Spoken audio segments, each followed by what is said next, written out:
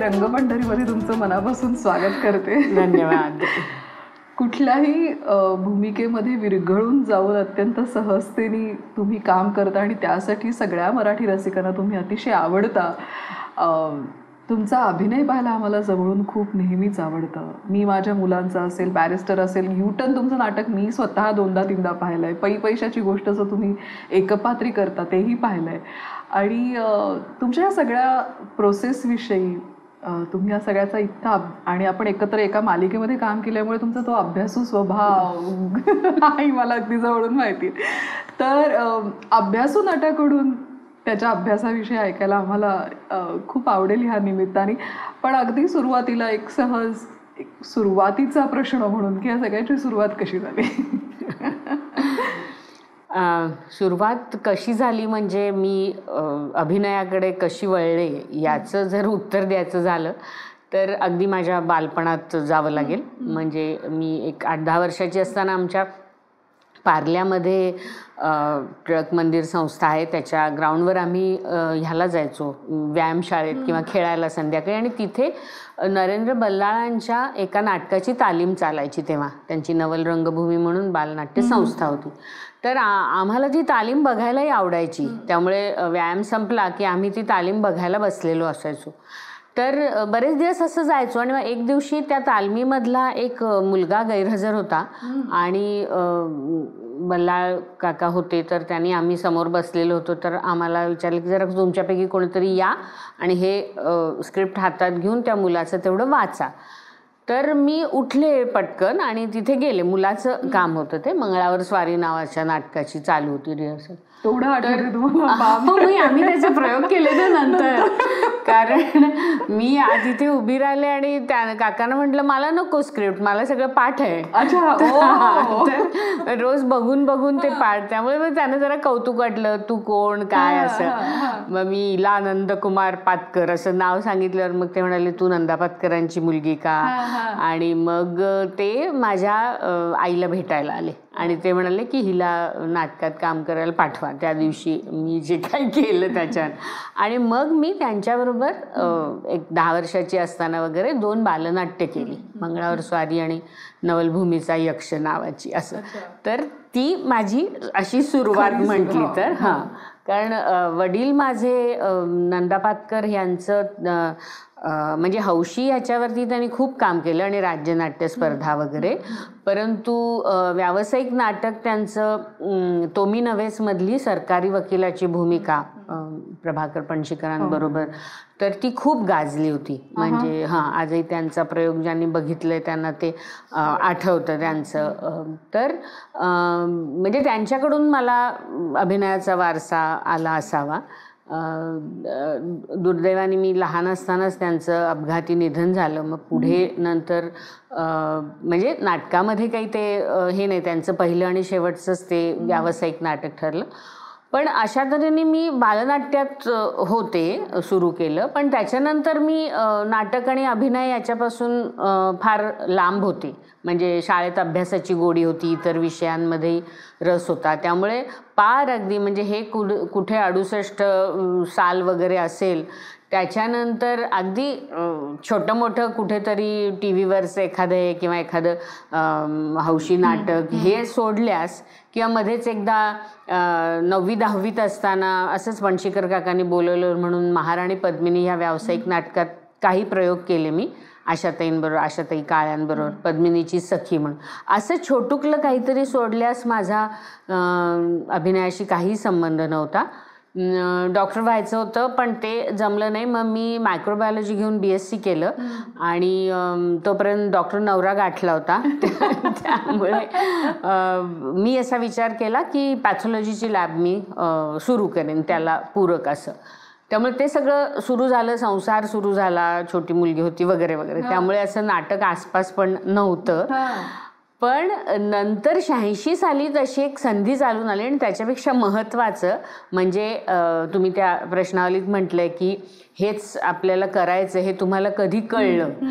तर अगदी प्रांजळपणे सांगायचं तर ते मला कळलं नव्हतं. परंतु ते माझ्या मिस्टरांच्या लक्षात आलं की म्हणजे त्यांना ते असं म्हणाले की तू जे करतेयस म्हणजे आता ही लॅब चालू आहे अमुक तमुक बाकी सगळं, तर ते पण आपल्याला जे करायला पाहिजे म्हणजे आपल्याला हे करायचं आहे असं म्हणून केल्याचा जो आनंद असतो तो दिसत नाही आहे तुझ्या चेहऱ्यावर. म्हणजे जे काय करतेस त्याच्यात तू आनंदी नाही आहेस असं वाटतंय. तर तुझी हौस आहे तर तुला हौस म्हणून काही करायचं असेल दुसरं तर तू करू शकतेस. पण त्यांनी असं म्हणणं हे वेगळं आणि तशी संधी चालून येणं हे वेगळं आहे. त्यामुळे तशी संधी चालून आली 86 साली. अपराधी म्हणजे थेट मी म्हणजे काही इंटर कॉलेजिएट एकांकिका स्पर्धा किंवा ड्रॅमॅटिक सोसायटी वगैरे काही कुठे कशातही नव्हते. वक्तृत्व वगैरे त्याच्यात होते पण ह्याच्यात नव्हते कॉलेज लेवलला किंवा.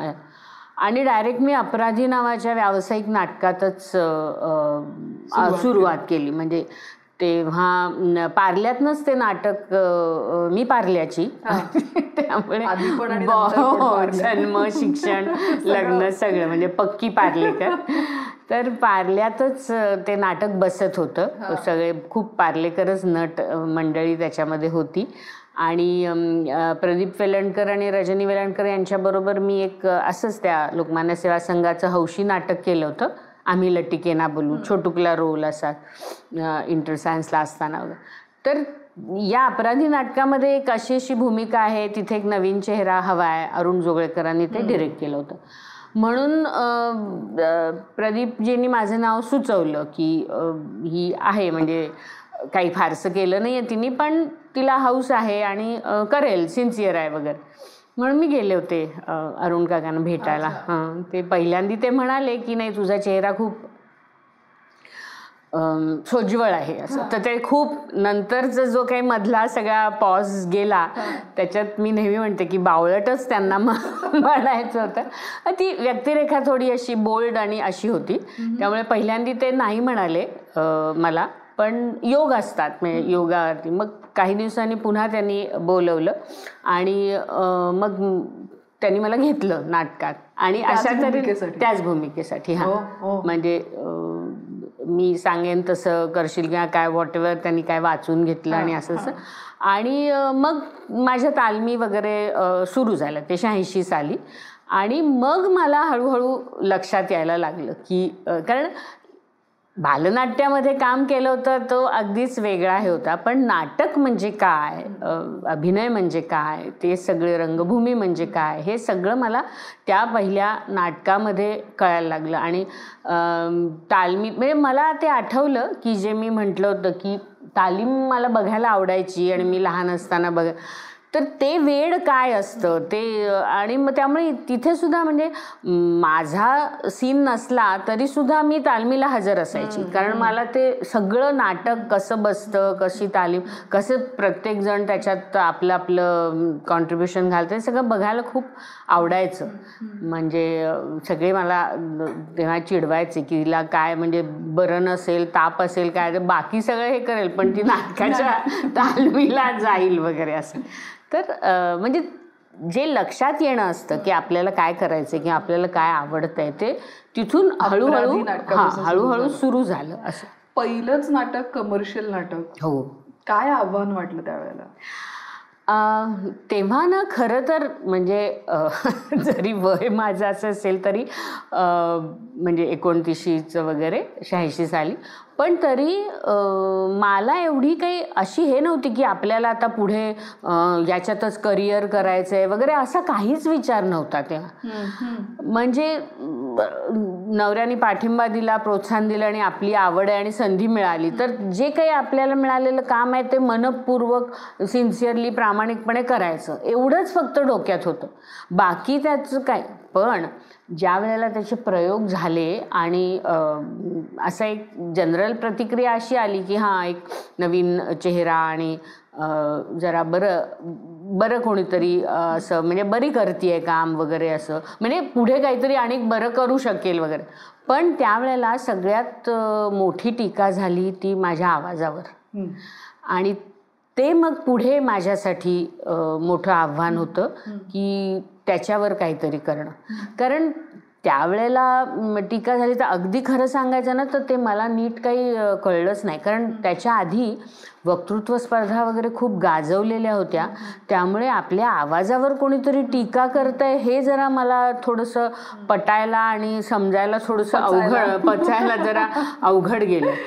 पण मग लक्षात आलं की नाटकातलं संभाषण किंवा बोलणं म्हणजे नुसतं खणखणीत आवाजात स्पष्ट बोलणं नाही. तुमच्या भावभावना व्यक्त करण्यासाठी तुमचा आवाज सक्षम असावा लागतो आणि नेमका उणीव काय आहे किंवा दोष काय आहे आवाजामध्ये आणि तो कसा दूर करायचा. दोष काय आहे हे लोकांनी सांगितलं की आवाज फार हाय पिचचा वाटतो, नेझल वाटतो आणि कानाला फारसा सुखकारक प्लेझंट नाही असा वाटतो. तर म्हणजे या मुलीनी किंवा या नटीने तिच्या आवाजाकडे लक्ष द्यायला पाहिजे असं. पण लक्ष द्यायला पाहिजे म्हणजे नेमकं करायचं काय हे काही फारसं मला कुणी नीटपणे सांगितलं नाही. आणि जेव्हा मग त्याचा हे करायचा प्रयत्न केला, शोध घ्यायचा की काय करता येईल, तर तेव्हा मला सगळ्यांनी डॉक्टर अशोक रानडे सरांचं एकच नाव सांगितलं. त्यामुळे ते एक आव्हान होतं. त्याच्यावर मी नंतर बरंच काम केलं सरांच्याकडे जाऊन.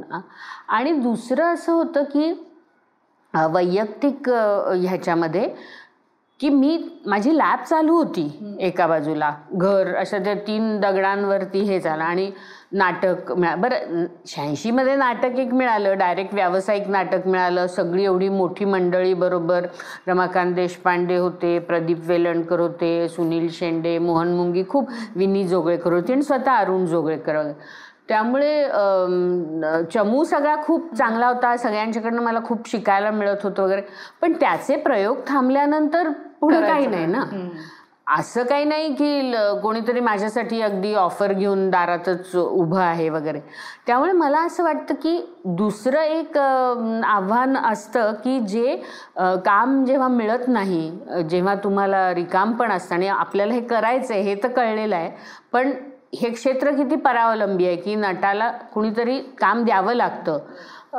तोपर्यंत स्वतः संधी निर्माण कशा करायच्या वगैरे ह्याची काहीच अक्कल नव्हती. त्यामुळे ते एक आव्हान होतं की रिकामा वेळ तुम्ही पेशन्स ठेवणं आणि चांगल्या प्रकारे, म्हणजे जो सर आमचे रानडे सर नेहमी म्हणायचे की ॲक्टर लोक तुम्ही आळशी असता, गायक कसा त्याची मैफिल नसेल तरीसुद्धा रियाज करतो, नटमंडळी रियाज करत नाहीत. तुम्हाला जेव्हा प्रोजेक्ट मिळालं, नाटक मिळालं की मग तुम्ही करता. तर त्याचा एक थोडासा विचार करून आणि एक समविचारी काही जणी आम्ही मग काही अभिवाचनाचे कार्यक्रम किंवा साहित्यिक ह्याच्यात की याच्याशी कुठेतरी कनेक्टेड राहण्याचं आणि चांगल्या पद्धतीने थोडासा अभ्यास करण्याची, हे एक प्रकारे मला असं वाटतं की हे आव्हानच असतं या फील्डमध्ये की जेव्हा तुमच्याकडे काम नसतं तेव्हा तुम्ही काय करायचं, कसं करायचं. आणि की दुसरी गोष्ट म्हणजे जी तुमची शस्त्र सगळी तुम्ही तुमच्या कामामध्ये वापरत असता त्याला ह्या रियाजामधनं धार लावत बसलं पाहिजे ना. म्हणजे लढाई आली की शस्त्रांना धार लावून उपयोग नाही. मग त्याच्या आधी तुम्ही सुसज्ज ही हळूहळू आणि बेसिकली जास्त 89 नंतर जेव्हा मी सरांच्याकडे गेले त्याच्यानंतर ही मला समज जास्त करून यायला लागली. दुसरी एक महत्त्वाची गोष्ट सांगायची तर हे जे आवाजाचा दोष माझ्यात होता तर ते 89मध्ये मला दुसरा सामना नावाचं नाटक मिळालं. तोपर्यंत मी तसं काही आवाजाबद्दल काही करू शकले नव्हते. 86 नंतर डायरेक्ट 89मध्ये नाटक मिळालं, मध्ये नव्हतं काही माझ्याकडे. आणि ते नाटक असं की सतीश आळेकर लेखक, वामन केंद्रे दिग्दर्शक, विक्रम गोखले आणि विनय आपटे आणि त्यांची दोघांची मैत्रीण, म्हणजे रोल छोटाच होता पण ते कॅरेक्टर असं.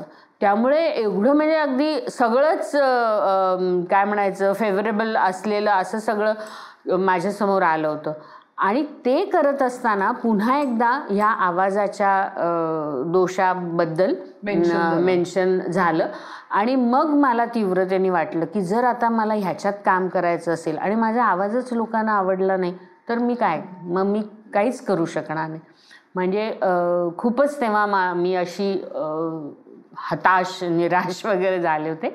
आणि जेव्हा डॉक्टर रानड्यांचं नाव सांगितलं, ते इतकं मोठं नाव होतं माझ्यासाठी. मी इतकी लहान होते की मला वाटलं त्यांच्याकडे जायचं तरी कसं असं. तर तेव्हा मला विक्रमजी त्यांच्याकडे घेऊन गेले आणि मग तिथून पुढे माझं आणि म्हणजे त्यांनी फक्त मला आवाज जोपासना शास्त्र शिकवलं असं नाही, तर पूर्णपणे अभिनयाकडे बघण्याची एक वेगळी दृष्टी मला त्यांच्यामुळे मिळाली. जे बोट धरून मी पुढच्या सगळ्या माझ्याकडे जे काय, आणि मग हळूहळू आवाजाचे एक्सरसाइजेस अनेक त्यांनी त्याच्याबद्दलचे मला हे सांगितले.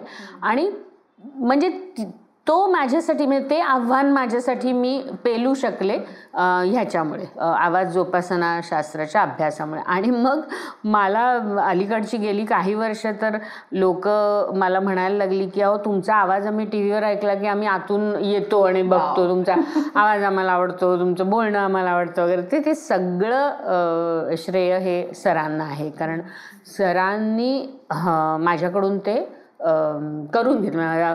राईट पिच, ज्या पिचच्या वर खाली तुम्ही सहजपणे जाऊ शकता, हा पिच कसा मिळवायचा, तुझ्या आवाजात जर रेझोनन्स नाही आहे तर त्याचा आभास कसा निर्माण करायचा, म्हणजे तुमच्या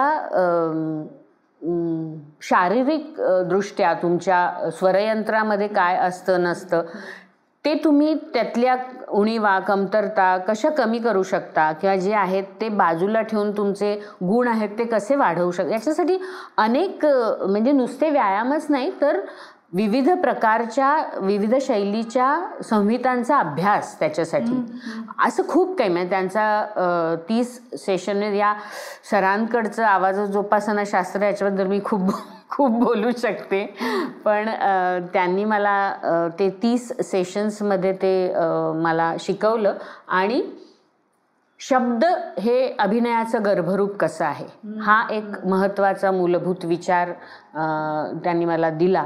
आणि ज्यामुळे तुमच्यासमोर जी काही संहिता आहे, मग ती अगदी एखादी दवंडी पिटणं असू दे, ललकारी देणं असू दे, श्लोक आर्या काही असू दे, मृत्यूलेख असू दे, वैचारिक हे असू दे, बातमी असू दे किंवा कविता असू दे, त्याच्याकडे तुम्ही कसं बघायचं. म्हणजे ते म्हणायचे की शब्दांशी खेळा तुम्ही, शब्दांना रंग असतो, चव असते, गंध असतो, स्पर्श असतो, तर जेवढं तुम्ही त्यांच्याशी खेळाल तेवढे ते तुमचे होतील आणि तुम्हाला ते सांगतील की काय अभिनय करा, कसा अभिनय करा असं वगैरे.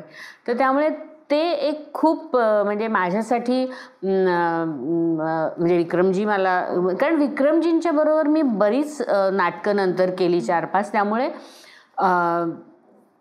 अभिनयातली सहजता तरीसुद्धा इंटेन्सिटी म्हणजे सहजता आणि म्हणजे नॅचरल आणि कॅज्युअल याच्यात एक फरक आहे.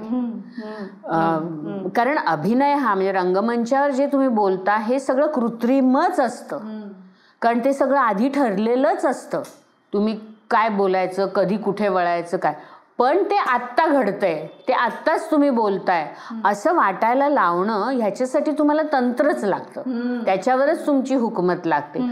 आणि ते मला प्रत्यक्षात म्हणजे विक्रमजींसारखा थोर नट होता ज्याचं काम मी सतत बघत होते, त्यामुळे ते मला त्यांच्याकडून मिळत होतं.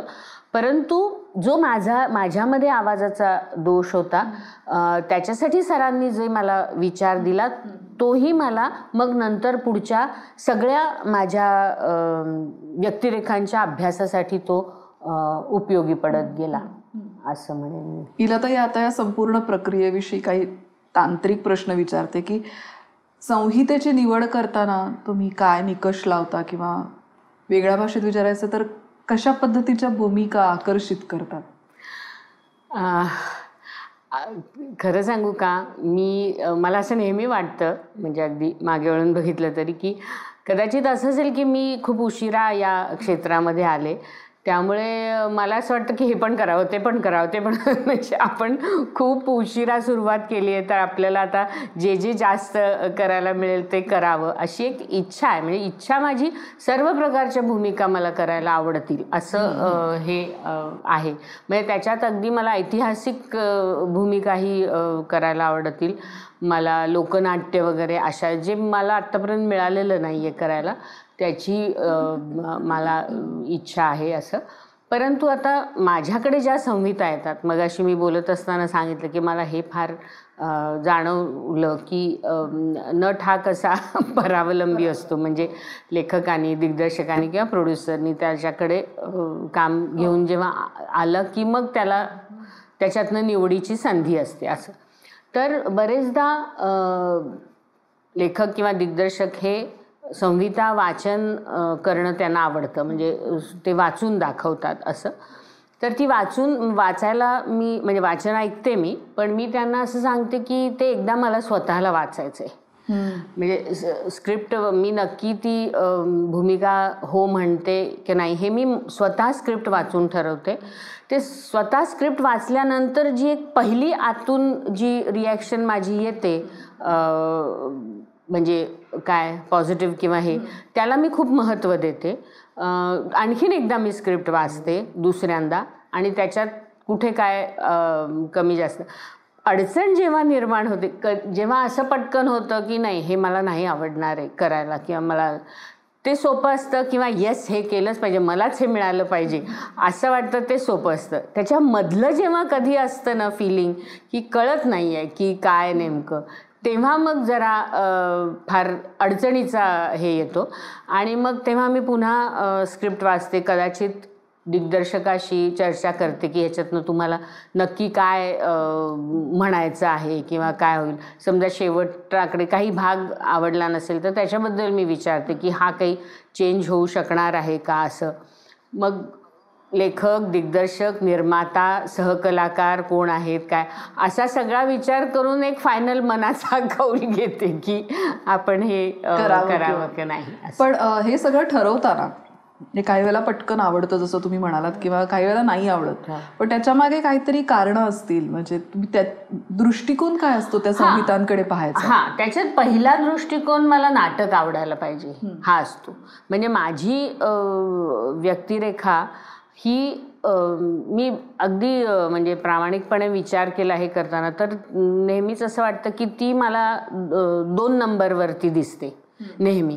म्हणजे नाटक मला महत्त्वाचं वाटायला हवं असतं, नाटक आवडलं पाहिजे असं. आणि त्याच्यामध्ये स्वतःच्या आवडीनिवडी तर प्रत्येक ह्याच्या असतातच, म्हणजे व्यक्तीच्या असतात. त्यामुळे विषयाचं तसं काही हे नाही आहे. म्हणजे कधी कधी काही बोल्ड विषय किंवा कधी कधी सामान्य प्रेक्षकांना कदाचित आवडेल की नाही किंवा समजेल की नाही अशा पद्धतीचीही नाटक मी करण्याचा म्हणजे केलेलं आहे. म्हणजे वामन तावड्यांचं रज्जू नावाचं नाटक आम्ही केलं, महेंद्र तेरेदेसाईंनी बसवलं होतं. त्यातली भूमिका मला आवडली, खूप आवडली. आणि नाटक मला म्हणजे असं थोडंसं कधी काही कवींच्या कवितांबद्दल म्हणतात दुर्बोध की ते खूप काहीतरी छान आहे असं कळतं, पण नेमकं काय आहे तो अर्थ कळत नाही, असं थोडंसं मला तेव्हा वाटलं होतं. मग तेव्हा मी चर्चा केली, म्हटलं हे मला अधिक समजून घ्यायला आवडेल, हे काहीतरी छान आहे पण ते हातात सापडत नाही आहे असं. तर अशा म्हणजे आवडीनिवडी अशा बदलतात. किंवा अलविदासारखं नाटक ते प्रायोगिकच होतं. ती सगळी बॅकग्राऊंड आणि त्याची भाषा, विशेषतः मनस्विनी लता रवींद्रनी ते लिहिलेलं होतं. ते नाटक हे सर्वसाधारण नाटकासारखं, म्हणजे त्याला सुरुवात आहे, मध्य आहे, शेवट आहे असं नव्हतं. ते भावनांचे किंवा विचारांचे असे फराटे असे हे करावेत एखादे काढल्या तसे त्या व्यक्त होत होत्या व्यक्तिरेखा. त्यामुळे त्याला एका माझी जी आकलन शक्ती होती त्याप्रमाणे एका सुसूत्र ह्याच्यामध्ये बांधण्याचा प्रयत्न मी काही वेळ केला. आणि मग नंतर लक्षात आलं की नाही, ह्याचं जे काही म्हणणं आहे नाटकाचं ते मला त्याच पद्धतीने समजून घ्यायला पाहिजे, यंग ती लेखिका आणि दिग्दर्शक यांच्याकडून. त्यामुळे मी म्हणलं तसं की विविध विषयांवरची म्हणजे माझी अशी पर्टिक्युलर आवड असं नाही की मला सामाजिकच नाटक करायला आवडेल किंवा मला गंभीर समस्याप्रधान नाटक करायला आवडेल. मला खूप इच्छा आहे अशी अगदी फार्सिकल काहीतरी नाटक करण्याची. म्हणजे मी विनोदी केलेलं आहे पण तो प्रसंगनिष्ठ विनोद आहे. पण एकदम अशी कॉमेडी म्हणजे घेतलं शिंगावर सारखं नाटक केलं किंवा मिश्किलीसारखं प्रहसन केलं की ज्याच्यामध्ये आम्ही 12 वेगवेगळ्या रोलमध्ये म्हणजे 6 वेगवेगळ्या रोलमध्ये होतो की सीन बदलला की आत्ता मी गृहिणी असेल तर उद्या नाही पुढच्या सीनमध्ये विक्रेती असेल किंवा तिसऱ्या ह्याच्यामध्ये दुकानात काम करणार असं काहीतरी वकील असेल वगैरे. म्हणजे 4 कॅरेक्टर्स 8 व्यक्तिरेखा किंवा 12 व्यक्तिरेखा वगैरे अशा प्रकारे. म्हणजे ज्याच्यामध्ये तुम्हाला खूप फ्लेक्झिबिलिटी पटकन सगळ्या ह्याची म्हणजे अभिनयातली आणि आवाजातली आणि दाखवता येईल असे काही म्हणजे मला असं वाटतं की मला सर्व प्रकारची नाटकं आवडतात करायला. आणि आता नाटक निवडल्यानंतर ते पहिल्या प्रयोगापर्यंत जी काही प्रोसेस घडते तर त्याची तुमची काय त्यातले टप्पे असतात ढोबळमानाने आता सांगायचे झाले तर? हां, त्यातले टप्पे म्हणजे एकतर वाचन नाटकाचं आणि ते मला खूप महत्त्वाचं वाटतं. म्हणजे वाचन पुन्हा पुन्हा वाचन करणं याच्यामधून तुम्हाला ते नाटक आणि जो आता हा जरा वापरून गुळगुळीत झालेला शब्द आहे की 2 शब्दांमधलं जे काय असतं ते अर्थ वगैरे पण खरोखरच 2 शब्दांमधलाच नाही मी म्हणणार तर शब्दांच्या आजूबाजूचा म्हणजे प्रत्येक शब्दाला एक असा आसमंत असतो की त्याच्या आसपास. म्हणजे मला असं वाटतं की जे सूत्ररूपाने मी जे मगाशी म्हणलं तेच की शब्द हे अभिनयाचं गर्भरूप आहे हाच मंत्र माझ्या सगळ्या या प्रक्रियेचा मूलमंत्र आहे असं म्हणायला हरकत नाही. की वाचनामुळे काय होतं की म्हणजे शब्द हे मूर्त आहेत पण त्याच्या पाठीमागे लेखक जेव्हा विचार करत असतो तेव्हा त्याचे विचार भावना ह्या अमूर्त असतात आणि ज्या त्या शब्दांमधनं आलेल्या असतात. हो. सो दिग्दर्शकाच्या मदतीने नटाचं हे काम आहे की त्या अमूर्तापर्यंत तुम्ही जायचं परत प्रयत्न करायचा. म्हणजे लेखकाचं काय हे आहे त्यांनी हाच शब्द का वापरलाय असंच का म्हटलं आहे असं आणि ते तुम्हाला कळायला लागलं ना की तुम्ही तुमच्या व्यक्तिरेखेच्या जवळ जायला तुम्हाला वाट सापडते. म्हणून मला वाचन हे खूप वेळेला झालेलं सातत्याने आणि इतकंच नाही तर प्रयोग सुरू झाल्यानंतर सुद्धा मी मध्ये मध्ये स्क्रिप्ट वाचते. कारण प्रयोगानंतर सुद्धा काही वेळेला काही गोष्टी ज्या सापडतात त्या तुम्हाला ह्याच्यातनं सापडू शकतात प्रयोगातनं सापडतातच इतर सहकलाकांच्या.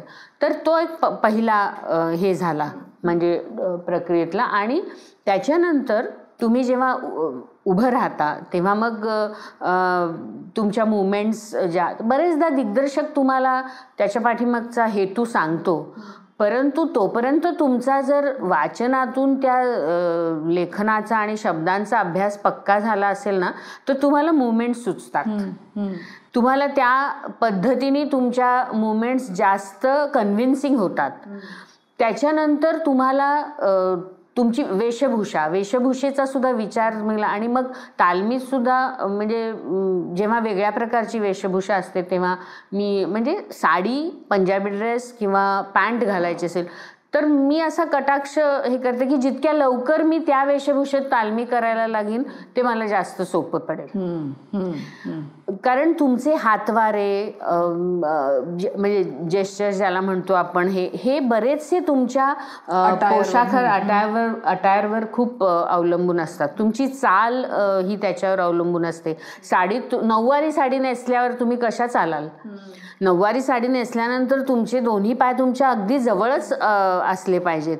पॅन्ट घातल्यानंतर तुम्ही ज्या पद्धतीने चालाल तसं नऊवारीत तुम्ही चालत नाही ते चांगलं दिसणार नाही स्टेटमेंट. त्यामुळे असे जे काही ज्या गोष्टी असतात त्याच्यासाठी तुम्ही वेशभूषेचा विचार करणं आणि त्याचबरोबर मग तालमीमध्ये प्रॉपर्टी जितक्या लवकर आणतात सगळेजण म्हणजे ज्या प्रोडक्शनमध्ये आणि दिग्दर्शकांना जे मानतात ह्या सगळ्या गोष्टी, ते किती सोयीचं जातं आणि किती सोपं जातं आणि त्याच्यातून किती गोष्टी मिळतात, सुचतात.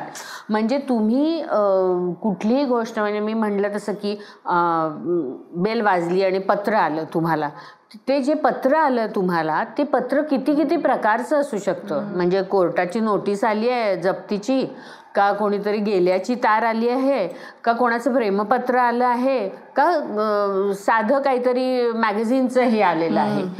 ह्याच्यामध्ये तुम्ही ते पत्र किंवा जे काही पार्सल आहे ते कसं हाताळता, ते घेऊन कसं येता, ते अशा कितीतरी गोष्टी तुम्हाला त्याच्यात म्हणजे काय असतं, ही जी एकूण प्रक्रिया असते ती मला असं वाटतं की समजा एखादं भरतकाम आहे, गालीचं आहे, तर त्याचे टाके किंवा त्याचे असे एक स्केच काढलं की हे असं असं भरायचं आहे. त्याच्यानंतर तुम्ही ते भरायला सुरुवात केली, पण जेव्हा भरतकाम पूर्ण होतं त्यावेळेला तुम्हाला असं लक्षात येईल ना की त्याच्यात तुम्ही काय काय केलं. म्हणजे जे शेडिंग केलं, त्याचे वेगवेगळे रंगसंगती वापरलीत, त्याला एक बॉर्डर म्हणून काहीतरी केलं, म्हणजे ते काम तुमचं संपतच नाही. तो जो काही तुमची कलाकृती समोर, तर त्या खऱ्या कलाकाराला त्याच्यात आणखीन काय करता येईल, तसं तुमचं ही प्रोसेस ही सुरू होते सुरुवातीला. मग तो असा नुसता आराखडा असतो. मग तुम्हाला म्हणजे जे यांनी म्हणतात की त्या एकूण नाटकामध्येच, म्हणजे नुसत्या व्यक्तिरेखेमध्ये आत्मा फुंकायचा असं नाही, तर त्या सगळ्यांच्या मदतीने ते नाटकच जिवंत होतं. हे जिवंत होणं जे आहे ना, त्याला या सगळ्याचा हातभार लागत असतो. त्यामुळे मला असं वाटतं की ह्या सगळ्या गोष्टी म्हणजे खूप तालमींवर माझा विश्वास आहे. म्हणजे कोणी कोणी असं म्हणतं की ओव्हर रिहर्स्ड किंवा जास्त तालमी झाल्या तर तो स्टेल होईल परफॉर्मन्स, पण मला नाही तसं वाटत. म्हणजे मला असं वाटतं की तुमचा फ्रेशनेस त्या प्रयोगामध्ये ठेवणं हेच तर तंत्रावरची तुमची हुकमत असल्याचं लक्षण आहे. त्यामुळे तालमी, अधिकाधिक तालमी आणि हे अशा प्रकारचं म्हणजे वाचन, आणि त्यातून मग तुमच्या मुवमेंट्समधली म्हणजे तुमचं बोलणं, डिटेलिंग, आणि मग सहकलाकारांबरोबरची जी देवाणघेवाण असते, जो गिव्ह अँड टेक असतो, त्याच्यामधलं डिटेलिंग, असं टप्प्याटप्प्याने तो गालीच्या भरत भरत जातो असं मला वाटतं. आता तुम्ही जो पहिला टप्पा म्हणालात की तालमी सुरू होण्यापूर्वी तुम्ही तुमची वाचनं खूप करता, तर या सगळ्या कालावधीविषयी मला अधिक जाणून घ्यायचं की तालमी सुरू होण्यापूर्वी तुम्ही अभिनेत्री म्हणून काय तयारी करता? म्हणजे मी मगाशी सांगितलं तसं की स्क्रिप्ट अनेकदा वाचते आणि त्याच्याबद्दल मला ज्या शंका येतील किंवा माझी जी काही निरीक्षणं असतील किंवा काही प्रश्न असतील, अडचणी असतील, तर त्याची मी नोंद करते एका बाजूला, की जे मला म्हणजे मला दिग्दर्शकाला खूप प्रश्न विचारून भंडावून सोडायला आवडतं. म्हणजे काय, कधी कधी फार तर काय होईल, तो म्हणेल की काय बावटासारखे काय एवढं पण कळत नाही का म्हणून काहीतरी, पण त्याच्या पाठीमागची मेख अशी आहे की त्याची उत्तरं देत असताना दिग्दर्शक किंवा लेखक हे उत्तराच्या आजूबाजूचं पण काही काही बोलतात, आणि जे मला खूप महत्त्वाचं असतं माझी तयारी करण्यासाठी किंवा मला त्याच्याबद्दल अभ्यास जास्त जाणून घेण्यासाठी, म्हणून मी त्यांना काही प्रश्न विचारते. इंटरेस्टिंग आहे. म्हणजे प्रश्न मनात आला की मी विचारते, म्हणजे ज्याचं उत्तर मला कदाचित माहिती असेल की याच्यामध्ये का असं त्यांनी केलंय, का वागलाय किंवा काय, पण ते मला असं लक्षात आलं की ते मग बोलत असताना मला काय काय आणखीन मिळतं. त्यामुळे ते एक मी करते. आणि मग त्या भूमिकेचा म्हणजे आता अलविदाचा मी उल्लेख केला, तर ते जे काही वातावरण होतं की ती सामाजिक काम करणारी, अगदी तळागाळात जाऊन काम करणारी स्त्री होती, आणि ते जीवन माझ्या माहितीचं नव्हतं.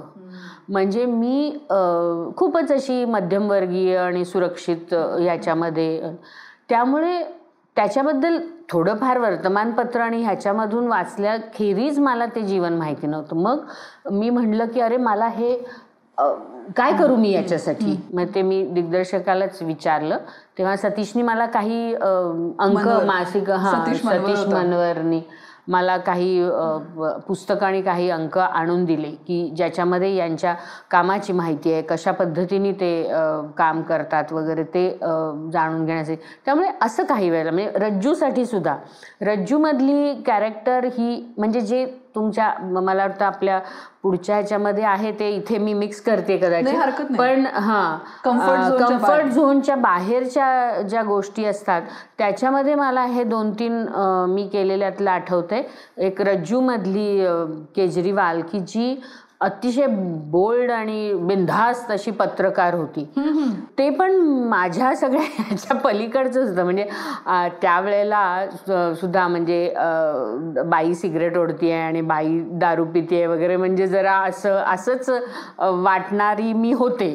त्यामुळे असं सगळं करणारी आणि म्हणजे 3 लग्न झाली वगैरे हे सांगण्यात काही हुशारकी नाही आणि काही विशेषही नाही, असं मॅटर ऑफ फॅक्टली हे करणं आणि अशी सगळी ती होती. तर तिचं अंतरंग समजून घेण्यासाठी मी काय करू असं मला वाटत होतं. तेव्हा मला त्यांनी काही CDs दिल्या, काही बंडखोर विचारांच्या महिलांचे इंटरव्ह्यूज बघायला सांगितले, त्यांचं काही चरित्र किंवा त्यांचे अनुभव ते वाचायला सांगितले. आणि ही सगळी तयारी ह्याच्या आधी म्हणजे तालमी सुरू होण्याच्या आधी, म्हणजे त्या कॅरेक्टरबद्दल किंवा त्यांचा जे स्क्रिप्टमध्ये नसतं की त्या कॅरेक्टरचा भूतकाळ काय आहे ते कधी कधी मी विचारायची की काय आर्थिक याच्यातनं आली आहे किंवा तिने हा अमुक ह्याच्याशी लग्न केलं, त्याच्या आधी तिचं आयुष्य कसं होतं, ह्या सामाजिक मग आता ती सगळी दारिद्र्य आणि त्याचं व्यसनाधीनता याच्याशी ती कशी तोंड देते का, मग तिचं अशा प्रकारचे काहीतरी प्रश्न उकरून काढून मी जरा अशी एक माझी सवय आहे असं तालमीच्या आधी. एखादी भूमिका रंगभूमीवरती सादर करताना तुमची काय प्रोसेस असते, किंवा जेव्हा कम्फर्ट झोनच्या बाहेरची मुख्यत्वे जेव्हा एखादी भूमिका रंगवायची असते तेव्हा तुम्ही त्याचा अभ्यास कसा करता? आम्ही एक निरक्षीर नावाचं छोटासा एक 25 मिनिटाचा TV प्ले, 2च पात्र, आणि सगळ्यात चांगली गोष्ट अशी होती की 90% बोलणं हे विक्रमजींना होतं आणि मला बोलायला अतिशय कमी होतं आणि फक्त एक्सप्रेशन्स हे जास्त होतं. त्यावेळेला मी एक एक्सरसाइज केला होता. हिला डायलॉग जेव्हा नाहीत तेव्हा हिच्या मनामध्ये काय येतं हे मी लिहून काढलं होतं. म्हणजे काय वाटलं असेल हे मी आणि तो माझ्यासाठी एक्सरसाइज होता, कारण इतक्या मोठ्या नटाबरोबर काम करायचं आणि मला संवाद तर काही नाही आहेत, तर मी काय म्हणजे तेव्हा माझ्या मनात नुसतं दुःख झालंय अमुक झालं त्यामुळे नाही, स्पेसिफिकली मला काय वाटतंय म्हणजे माझे डायलॉग्सच मी लिहून काढले जे मला बोलायचे नव्हते, पण माझ्या मनात काय चाललंय हे मला माहिती होतं असं. तर त्या पद्धतीने हे जेव्हा जिथे आता मला बोलायचंही आहे स्क्रिप्ट आहे तेव्हा जेव्हा दुसरे माणसं बोलत आहेत किंवा दुसरं काहीतरी म्हणतो आहे तेव्हा माझ्या मनात काय चालू असेल ह्याचा मी विचार जास्त करते, कारण हे नक्की आहे की to act is to react. त्यामुळे सगळ्यात महत्त्वाचं हे असतं की जेव्हा रंगमंचावर तुम्हाला काही बोलायचं नाही आहे तेव्हा तुम्ही काय करता. त्यामुळे आणि काय करता म्हणजे नुसतं त्यातून तुम्ही काय देता, तुमच्या कॅरेक्टरला काय देता, तुमच्या नाटकाला काय देता, काय देऊ शकता ह्याचा विचार करण्याचा मी प्रयत्न करते.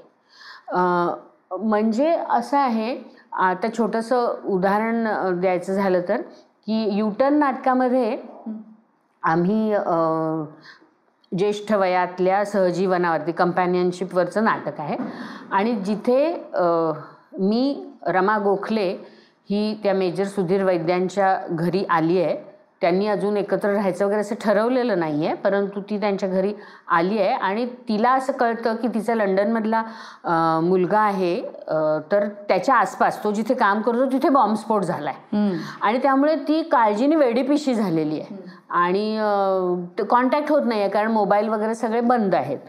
तर मेजर तिला समजावतो की माझ्या कॉन्टॅक्ट्सच्या ह्यानी, मिलिटरीच्या ह्यानी मी बघतो, प्रयत्न करतो आणि त्यांचे असे प्रयत्न चालू आहेत रात्रभर. आणि ती ॲट पर्टिक्युलर पॉईंट ग्लानी येऊन, म्हणजे थकून त्या सगळ्या ह्याच्यात, ती अशीच सोफ्यावर डोळा लागला आहे तिचा आणि मेजर येऊन तिला शाल घालतो. ते एक सूचक त्यांच्यातल्या ह्याचं होतं आणि नंतर तो कॉन्टॅक्ट होतो. त्या मुलाचं नाव आहे साहिल आणि तो मुलगा, साहिलचा फोन येतो. मेजर फोन घेतो आणि म्हणतो की हॅलो साहिल, हां जरा थांबा, एक मिनिट तुमच्या आईशी बोला, खूप काळजी करतायत त्यावर. तर त्यावेळेला कॉन्टॅक्ट नीट होत नाही म्हणून तो आधी म्हणतो साहिल, हॅलो साहिल, असं तो जोरात बोलतो. ही इथे ग्लानीत झोपलेली आहे, माझ्या अंगावरती शाल आहे. तर मी असा विचार केला तेव्हा की काय होईल, मी पूर्ण म्हणजे गाढ झोपलेली नाही आहे तेव्हा. माझ्या मनामध्ये साहिल साहिल साहिल असं चाललेलं आहे की त्याचं काहीतरी कळू दे, कुठे असेल तो काय वगैरे. आणि मी अशी लांबवरनं कुठून तरी ते शब्द ऐकते, काहीतरी होईल ना मला. तर त्यामुळे मी अशी थरथरते, हलके थरथरते आणि जे शाल असल्यामुळे ती शेवटपर्यंत ते जातं, म्हणजे हल्ले मी हे शेवटपर्यंत कळतं आणि नंतर तो येतो, मला हाक मारतो, उठवतो, मग मी फोन बोलते वगैरे. तर हे मी माझ्यासाठी केलं. पण शेवटच्या रोमधल्या प्रेक्षकांनी येऊन मला सांगितलं की ताई, तुमचं ते जे काय तुम्ही केलंत ना ते म्हणजे असं झालं इथे की मुलाचा, म्हणजे अर्धवट ग्लानीमध्ये सुद्धा मुलाचा नाव तुम्ही ऐकलं साहिल ते. सो हा जो विचार असतो ना तो तुम्हाला मिळण्यासाठी म्हणून तुम्ही पुन्हा पुन्हा पुन्हा पुन्हा स्क्रिप्ट वाचणं आणि हे करणं आवश्यक असतं. म्हणजे नाटकाचा मगाशी मी आपण गप्पा मारत होतो तेव्हा म्हणलं तसं की नाटक तेच, दिग्दर्शक तोच. नट जेव्हा बदलतात किंवा मग नटाचं कॉन्ट्रीब्युशन काय असतं, कारण संवाद तेच असतात, कशा पद्धतीने बोलायचे, काय त्यातून साध्य करायचे, मुवमेंट्स काय घ्यायच्यात हे तुम्हाला सगळं माहीत असतं. मग हा तो मी जे मगाशी म्हणलं ना, नक्षीकाम, भरतकाम किंवा रांगोळी, त्यातलं ते जे असं सूक्ष्म ते जितकं तुम्ही शोधून काढता, काहीतरी देत जाता कॅरेक्टरला, मग तुमच्या हातातली प्रॉपर्टी असेल, तुमचं जेस्चर असेल, एक्सप्रेशन असेल, काही असेल, त्यांनी तो असा परफॉर्मन्स हा असा फुलत जातो. आणि जो मग जे मी मगाशी सांगितलं ना की लेखकाच्या मनातलं जे काही अमूर्त असतं ते तुम्ही प्रेक्षकांपर्यंत पोचवण्यात यशस्वी होता. मग प्रेक्षक पण त्यांच्या अनुभवांचे पुंजके जे असतात ते त्यांना तिथे रिकलेक्ट होतात. मग तो सगळं ते वर्तुळ पूर्ण होऊन तो अनुभव जास्त समृद्ध होतो. हा प्रयत्न म्हणजे आणि ती प्रक्रिया अशीच की शब्दांकडे अधिक लक्ष, शब्दातून काय म्हणताय शब्द, जेस्चर्स, तुमची बॉडी कशी तुम्ही वापरताय आणि तुमच्या हातात जे जे काही आहे, म्हणजे आवाज हे तर आहेच, आवाज आणि प्रॉपर्टी जी आहे तुमचं बसणं, याच्या संदर्भात मी एक सांगीन, आवर्जून उल्लेख करीन की वाचनाचा, अभ्यासाचाही खूप उपयोग मला झाला आणि होतो असा माझा हे आहे. अवांतर वाचन तुम्ही म्हणता. अवांतर वाचन आणि नाट्यविषयक अभिनय, म्हणजे आता आपण देहबोलीबद्दल बोलत होतो तर डेझमंड मॉरिसचं मॅन वॉचिंग नावाचं पुस्तक अगदी सुरुवातीच्या ह्याच्यात मी वाचलं होतं काळात आणि त्याचे काही नोट्स वगैरे काढले होते. त्याचा मला खूप उपयोग झाला की तुम्ही जे बसलेले आहात ते किंवा उभ्यात काही जे करताय त्याच्यामध्ये दुसऱ्या पात्राबरोबरचे तुमचे संबंध कसे आहेत, काय आहेत हे दर्शवण्यासाठी तुम्ही काय कराल. तुम्ही ज्या पद्धतीने तुमची जागा निवडता त्या माणसाच्या पासून अंतरावरती, ज्या पद्धतीने तुम्ही बसता, ज्या पद्धतीने त्या माणसाला स्पर्श करता, जिथे स्पर्श करता, त्याच्यातून तुम्ही काय काय संदेश समोर देत असता, याच्याबद्दल असं अनेक काही, बरंच काही आहे. तर अशा प्रकारचा जेव्हा तुम्ही सूक्ष्म विचार करता आणि ते दर्शवण्यासाठी तुम्हाला काहीतरी सापडतं त्याच्यातलं छोटं छोटं, तेव्हा तुम्हाला तर आनंद होतोच या प्रक्रियेमध्ये, पण ते कुठेतरी तिथपर्यंत पण पोचतं. त्याचा जो भाग होता की कम्फर्ट झोनच्या बाहेरची भूमिका, जसं तुम्ही मगाशी रज्जो आणि अलविदाचं उदाहरण सांगितलं, तर ते अजून थोडं विशद करून सांगा ना, की आपण त्या निमित्ताने तुम्ही काय वाचलं ते सांगितलं, पण तालमींना उभं राहिल्यावर आणि तालमींना उभं राहिलं म्हणजे गमतीचा प्रकार सांगायचा म्हणजे त्या अलविदामध्ये त्या कॅरेक्टरच्या तोंडी शिव्या होत्या आणि मला शिव्या कधी दिल्या नाहीत आणि शिव्या देणं म्हणजे असं वगैरे असल्यामुळे मी जरा बरेचदा प्रयत्न केला मनस्विनीला आणि सतीशला विचारायचा की हे आवश्यक आहे का, हे जरुरी आहे का. तर ते म्हणाले की हो, म्हणजे असं म्हणाले की नाही, त्या व्यक्तिरेखेची जी घुसमट आहे, जो वैताग आहे आणि असंच होतं म्हणजे अमुक एका एज नंतर मनातल्या मनात स्त्रिया शिव्या देतात असं मनस्विनीने ठामपणे मला सांगितलं. तर त्यामुळे आणि मनातल्या मनात चालणारे मोठे नाही, ते कसं होतं की तिथे काही संवाद हे होते पण काही तिच्या मनातलं ती बोलतीये असंही होतं. म्हणजे जे ते मनातलं होतं पण ते ती म्हणजे लोकांना प्रगट करते असं. तर आणि मग काय व्हायचं, मी म्हटलं बरं ठीक आहे, असं काही समजू नका की मला काय शिव्या देता येत नाहीत, देईन मी वगैरे. आणि मग मी बस तो सीन आला की सगळी ती मुलाशी समोरून बसायची की आता हिला ते कशा शिव्या देत आहेत. आणि मग माझं ते झालं बोलून भचं सगळं काय काय की मग ते टाळ्या वाजवायचे की असं. पण ना मला ना ते काही दिवसानंतर ते पटायला लागलं. मला असं वाटतं की नटांनी भूमिकेवर स्वार होण्यापेक्षा भूमिकेला आपल्यावर स्वार होऊ द्यावं.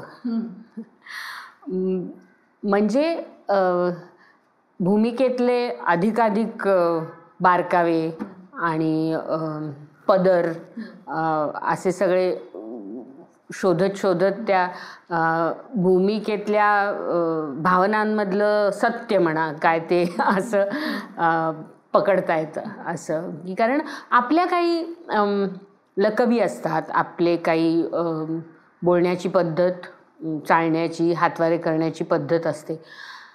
ह्या सगळ्या गोष्टी बाजूला ठेवून जर तुम्ही भूमिकेचा विचार केलात तर मग ती म्हणजे आता अगदी उदाहरण सांगायचं झालं तर माझी जी स्वतःची पद्धत आहे बोलण्याची ती अशी थोडीशी थांबत किंवा अशी जरा आस लावलं सगळं थोडेसे शब्द खेचून किंवा असं आहे.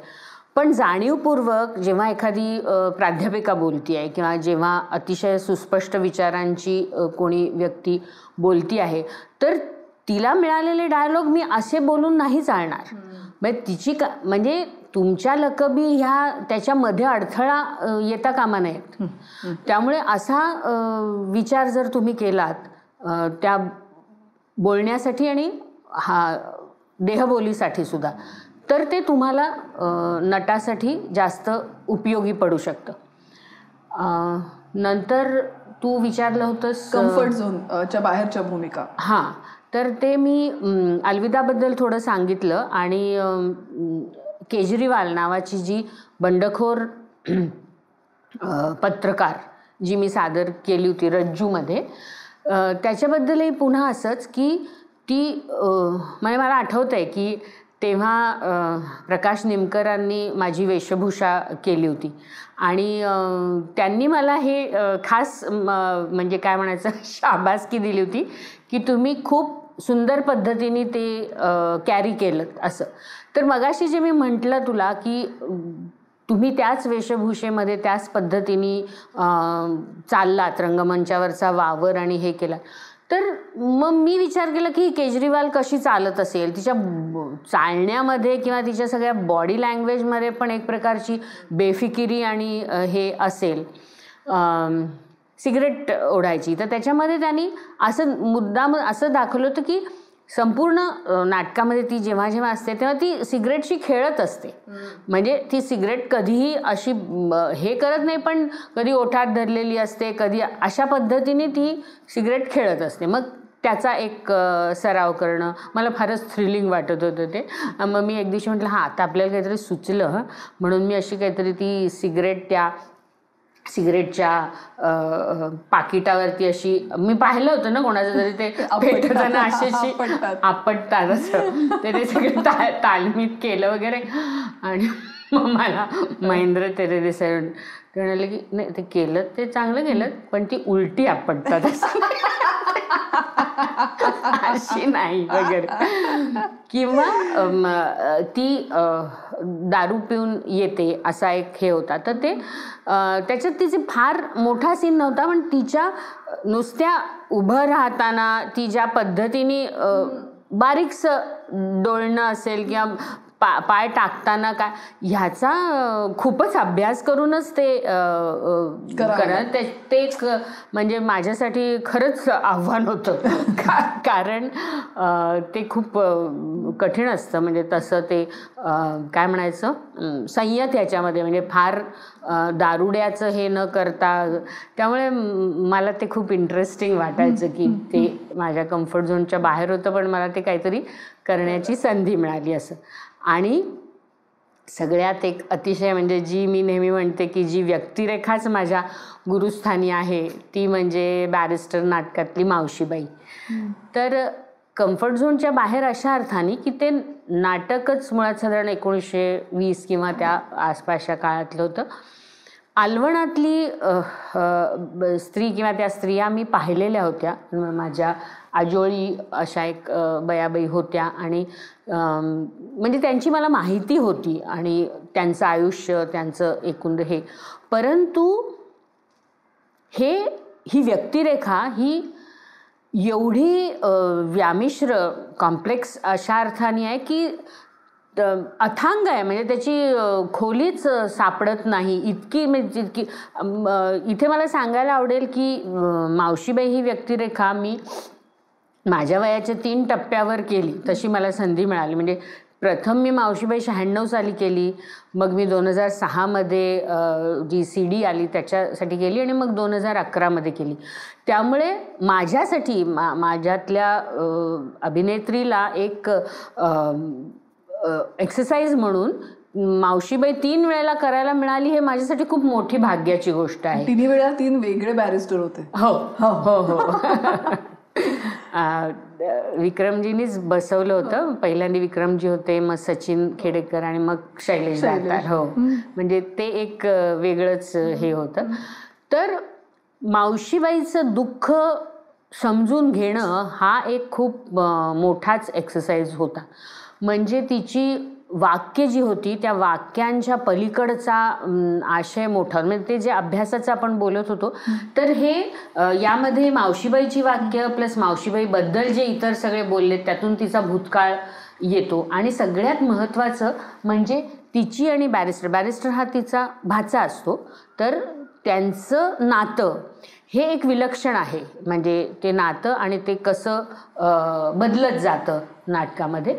आणि मावशीबाई हाच त्या बॅरिस्टरचा आधार कशी बनते असं सगळा तो प्रवास तिचा होता.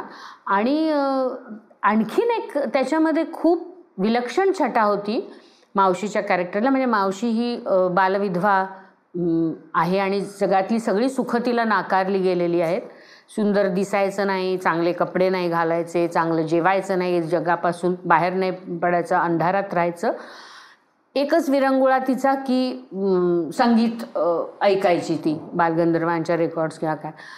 तर त्यांच्या आउटहाऊसमध्ये बॅरिस्टरच्या वाड्याच्या आउटहाऊसमध्ये राहणारं तरुण दाम्पत्य, 18 वर्षाची राधाक्का, 20 वर्षाचा भाऊराव, ह्यांचं जे एक शृंगारिक किंवा असं गोड नातं असेल, नुकतेच नवीन लग्न झालेले ते, त्यांची ज्या पद्धतीने चावट चेष्टा करायची मावशी, ते एक तिच्या व्यक्तिमत्वातलं एक विलक्षण छटा होती तिची. आणि म्हणजे कुठेही अश्लील न होता पण त्या चावटपणा करण्यामध्ये तिला जे एक सुप्त आनंद मिळायचा तो म्हणजे तो प्रेक्षकांच्या अंगावर काटा आणेल असा होता. म्हणजे असं ते दळवींचं लिखाण होतं. म्हणजे ती ज्या ह्यांनी भाऊरावांना म्हणायची की हां घ्या दार बंद करून वगैरे अशा पद्धतीने, किंवा खिडकीतून डोकवत असताना म्हणायची की आता मावशी येते दळण दळायला रात्रीची. भाऊराव म्हणा आत्ता कुठे, 8 वाजले नाही आत्ता कुठे, असं. ती म्हणते आता काय करणार, त्या म्हणाल्या वगैरे. म्हणजे हे सगळं ऐकतीये मावशी खिडकीतून. आणि आत येता येता भाऊराव निघाले बाहेर. काय भाऊराव कुठे निघालात? काय नाही जरा चक्कर मारून येतो असं म्हणून ते आपले जातात. त्यावर मावशी म्हणते की लवकर या हो, फार वेळ नाही बसायची मी. असं म्हणजे असे जे सगळे तिचे हे होते ना, तो एक तिचा म्हणजे जे सगळं तिला नाकारलं गेलेलं आहे त्याच्याकडे ती कसं बघतीये त्याचं ते एक फार विलक्षण होतं. आणि त्याच ह्याच्यामध्ये एक अतिशय चॅलेंजिंग असे तर बरेच सगळेच प्रसंग मावशीचे तसे आहेत.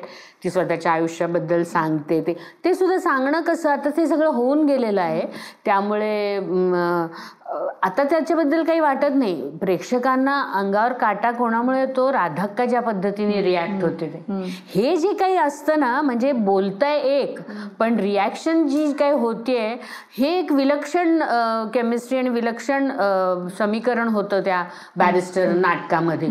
की ती सांगते की मला काय सुद्धा कळत नव्हतं ग, पहाटेची झोपले होते, दोघं चौघं आले नी, धरलं नी आणि कापले नी केस.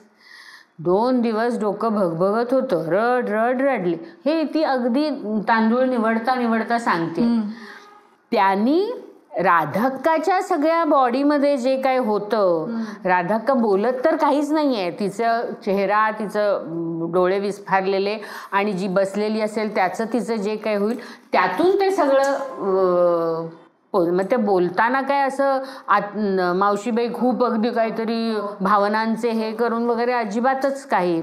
हे सगळं साधणं पकडणं हे खूप चॅलेंजिंग होतं. आणि ते कसं म्हणजे असं म्हणतात की आपल्या वैयक्तिक आयुष्यामध्ये कधी कधी डोकवून ते सिमिलर अनुभव काही असले तर ते शोधायचे, इमोशनल मेमरी वगैरे. हे कसं कुठून काढायचं? मावशी राधाक्काच्या बाळाचे कपडे असे जवळ घेऊन जेव्हा म्हणते की नाही मला धुऊ दे ग, मला एवढं तरी मला करू दे, या मुलांच्या कपड्यांचा वास म्हणजे बघ, तेव्हा जो अंगावरती काटा येतो ते अनुभवायचं कसं?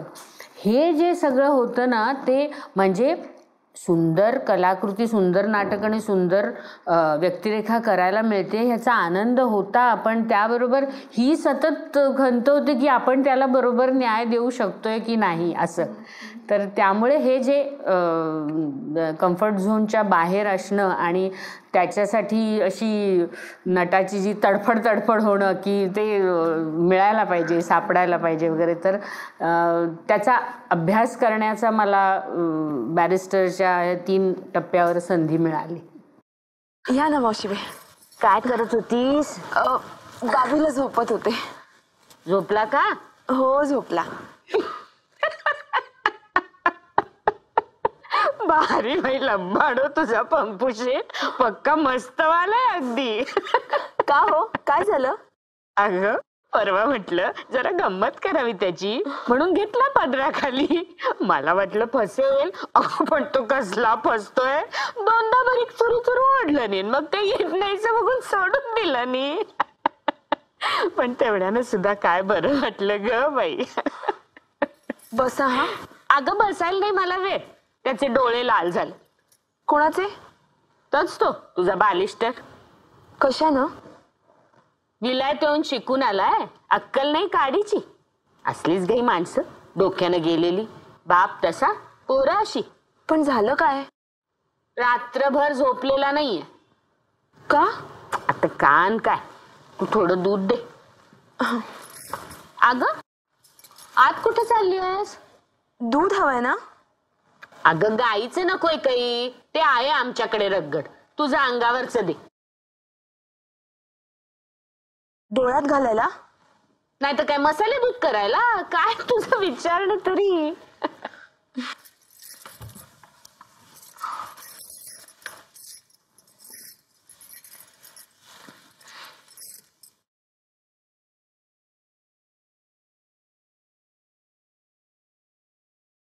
हा, दे. दोन दोन थेंब घातले ना डोळ्यात म्हणजे बरं वाटेल त्याला. सहकलाकारांबरोबरचं ट्युनिंग, आता तुम्ही ह्या 3 वेळेला बॅरिस्टर केलं, तिन्ही वेळेला बॅरिस्टर वेगळे होते, तर ह्या ताळमेळाविषयी तुम्ही काय सांगाल? काय ना, मला म्हणजे हा म्हणजे अगदीच काय म्हणायचं त्याला, व्यक्तिशा किंवा माझा पर्सनल विचार असू शकतो, परंतु मला ताळमेळ जुळवून घ्यायला आवडतो.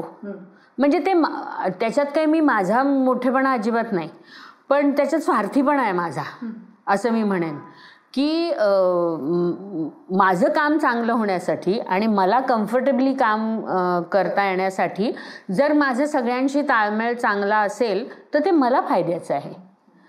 हा स्वार्थी विचार आहे माझा त्या पाठीमागे. पण त्यामुळे एखाद्याची काम करण्याची पद्धत कशी आहे किंवा त्याला काय काय कशा पद्धतीने सांगितलेलं आवडतं आवडत नाही, हे जर एकदा लक्षात आलं तर आपलाही आदर राखून आणि त्याचाही आदर राखून तुम्हाला जर गिव्ह अँड टेक करता येऊ शकतो असं मला वाटतं. म्हणजे खूप अनुभवी माझ्यापेक्षा मोठ्या अनेक जणांच्या बरोबर मी कामं केलेली आहेत आणि मला विशेष आनंद होतो सांगायला की माझ्या काही जवळच्या मैत्रिणी किंवा ह्यांनी मला आवर्जून ही एक प्रशस्तीपत्रक दिलेलं आहे की सगळ्यांबरोबरच तुझं ट्युनिंग कसं चांगलं होतं. म्हणजे तू प्रदीप वेलणकरांबरोबर काम केलं आहेस, विक्रम गोखल्यांबरोबर, गिरीश ओकांबरोबर काम केलेलं आहेस, नाटकात रमेश भाटकरांच्या बरोबर काम केलं, म्हणजे नाटकामध्ये, बाकी सिरियलमध्ये तर म्हणजे हे मुख्यतः, पण नाटकामध्ये पण मी संजय बरोबर काम केलं, संजय मोने. आता काही काही नाटकांचे प्रयोग फार झाले नाहीत, राजन भिसेन बरोबर काम केलं. असं तर मला आवडतं सगळ्यांबरोबर व्यवस्थित ताळमेळ करून घ्यायला. तर आणि मला असं लक्षात येतं की ज्या वेळेला तुम्ही काहीतरी त्यांना सजेस्ट करता किंवा सांगता तर त्याच्या पाठीमागचा हेतू जेव्हा त्यांना कळलेला असतो ना, हे काय कोणी काही जास्त शहाणं आहे किंवा कमी ह्याचा नाही, मग हाच हे कमी अनुभव जास्त अनुभव कधी कधी अतिशय यंग लोकांच्याकडनं सुद्धा तुम्हाला काहीतरी मिळू शकतं. विशेषतः त्यातलं नाविन्य आणि उत्स्फूर्तता आणि एनर्जी, ऊर्जा ही तर यंग यांच्याकडनं नक्कीच तुम्हाला मिळू शकते. कधी कधी एक वेगळा विचारही मिळतो जो मला अलविदाच्या वेळेला अनुभव आला किंवा इव्हन देहभानच्या वेळेला जी यंग हे होती त्यांच्याकडून अनुभव आला. तेव्हा जास्तीत जास्त निकोप वातावरण सगळ्यांनीच ठेवायचा प्रयत्न केला तर तो ताळमेळ चांगला जुळून येऊ शकतो.